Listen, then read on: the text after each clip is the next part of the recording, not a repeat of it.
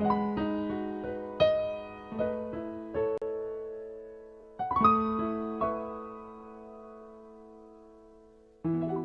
be with you. And with your spirit. A reading from the Holy Gospel according to Luke. Glory to you, Lord. An argument started between the disciples about which of them was the greatest.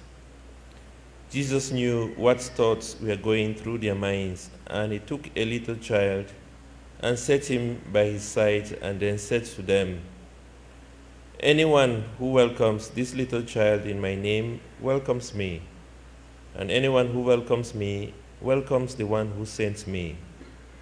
For the least among you all, that is the one who is great."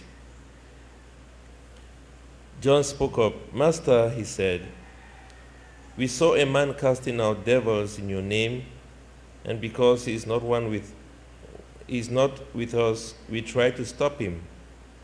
But Jesus said to him, "You must not stop him. Anyone who is not against you is for you." The Gospel of the Lord. Praise to you, Lord Jesus Christ.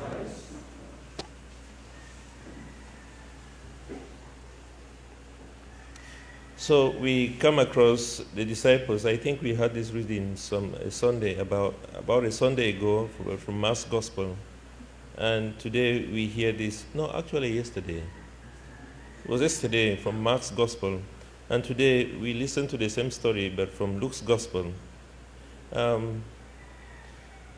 In the Decalogue, that is the commandments that Jesus gave to Moses, one of the most strictest, that was the most strict of all the commandments, and that was taken as very, very seriously, was the sin of idolatry, the sin of worshiping idols. And it was, even till today, it is a very, very terrible thing to do if you worship idols, because what you are doing therefore is that you take God out of your life, and then there is this thing that you are worshiping. And I mean, when they talk about idols, people think about statues like Our Lady, of which we have been accused many times of worshiping it, which is not true. People think about money as an idol. People think about other things, wealth, statues, or maybe, other gods in other places. Like in Africa, we have other gods that people worship. Maybe here also we have things that we worship. But the greatest form of idolatry is the self, worship of the self. People never talk about that. People never talk about that. They talk about money, they talk about statues, they talk about different things. But they never talk about the self, which is what has really destroyed the world at the moment. The worship of the self. Who is great? This is the same temptation the disciples fell into, of asking themselves, who is greatest among us? Now, when you talk about great now in the world, or who wants to be the greatest, is the person who is in authority, who is in charge of everybody else. And this is the kind of situation the disciples found themselves in. Who amongst us is going to give a command to the rest of the people that they listen? Who will be great? And this is what has happened. The political systems that we have at the moment, people trying to stay in power because they want to take control of the others, because they want to be the greatest in the nation. They want to be the first.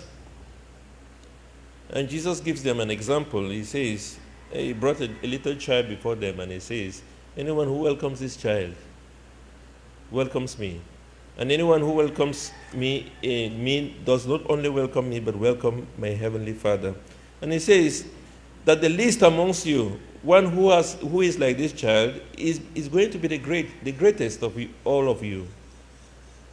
Will be the greatest of all of you. Now, if you find little children, the age of 2, and they meet each other, they just have a common fun. They don't see barriers of wealth, barriers of poverty, barriers of race, and all those things. Once they meet, they can play with one common toy together. It is only when their parents come, then they begin to pick them up from different places and begin to put in them the fact that they come from different families, or that we are richer than that other family, or that this family is from this tribe and this one is not from this tribe, or that these people are this race and these ones are not this race. And the child grows up because of what they are taught by the parents. But originally, children do not know that. They cut across all boundaries in order to have fun. If they come across their peers who are, maybe they are poor or rich or whatever, they do not think about that. They know that they have just found a fellow mate, a fellow playmate whom they can play with. And Jesus says we must become like, at times we think we are the only ones who are to teach children. But children have a lot to teach us. And one of it is that we must be able to cut across boundaries and love each other. That's what Jesus says. We must become, we must become like little children in their way of being. The most humble of people. They depend on God for everything. They depend on their parents for everything. In the same way, we must depend on God for everything. And that's why Jesus is very strict about this commandment. And he says, if you want to be a follower of mine, in Luke chapter 9, verse 23, you must deny yourself. Denial of self. You must not look only about the world around you. It is not about what is right for me, it's what is supposed to be right for everybody. It is not about my opinion that counts. It is not about what I say. It is about what is good for the other. It is a very difficult thing to do. And if we have been able to overcome ourselves, then we can say we are getting closer to God. If we think more of others more than ourselves, then we can begin to say that we are making a world a better place. Now we are talking about even things like vaccines now, which is the talk of the day. What is happening now? There is a summit that is going on. I don't know whether it's finished now, but about the vaccines being distributed to everybody. That was the call of Pope Francis in the beginning. Let us make sure that these vaccines reach even the poorest of all countries. But what happens? Every country wants to secure for itself, and then if there is an extra, then they send to the poor countries. That is idolatry. That is what is killing us, because we do not think about others without thinking about ourselves. Think about yourself as a Christian. Okay? Let's not talk about things that maybe we are not involved in. When you are praying, who do you pray for first? Pray about yourself, pray about your family, pray about... And then those people in Afghanistan who are suffering is not really your problem, because your family is not there. Or other people who are in other places that are going through difficulties, that is their problem.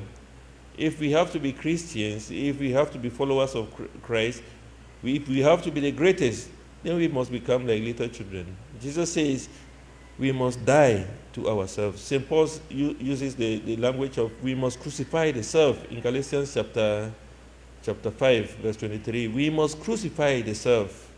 We must die to ourselves. We must think about others first. When you come even to eat, think about who is coming after you. That is the self that you are killing. So if we can be able to overcome our ego, it is not about I, it is not about me, it is about what is good for the other person. What is going to be perfect for him. Even if I'm not going to have it, what can I do more for some other person? And this was the life of Saint Vincent, whom we celebrate today. We can say he's an apostle to the poor. He thought he was the greatest person who gave out everything for the poor, and that is why we have communities or societies today dedicated to Saint Vincent the poor, whose charism is to give out to the poor. He gave out everything, everything. And Jesus taught us that when he gave out his life for our sake. And he said we must be able to die for each other. We must be able to sacrifice for each other. There is no greater love than to lay down our lives for the sake of others.